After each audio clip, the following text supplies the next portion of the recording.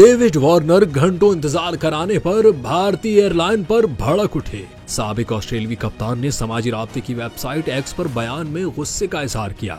Australia के साबिक कप्तान डेविड वार्नर घंटों इंतजार करवाने पर भारतीय एयरलाइन पर भड़क उठे। साबिक ऑस्ट्रेलियावी ओपनर डेविड वार्नर को पायलट न होने की वजह से भारतीय एयरलाइन की परवाज के लिए घंटों इंतजार से शदीद कोफ्त हुई, जिस पर उन्होंने शदीद बरहमी का इजहार किया। भारतीय मीडिया के मुताबिक पायलट न होने की वजह से वार्नर समेत मुताद्दिद मुसाफिर कई घंटे जहाज में बैठे रहे। हवाई जहाज कई घंटे तक भारतीय शहर बेंगलुरु के एयरपोर्ट पर खड़ा रहा। ताहम एयरलाइन की तरफ से परवाज में ताखीर की वजह मौसमी खराबी बयान की गई।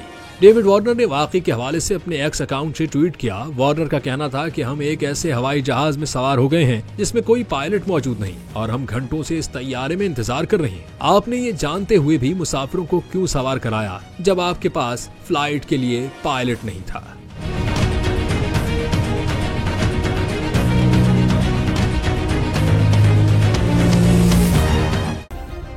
सब्सक्राइब करें और बेल दबाएं ताकि कोई खबर रह न जाए।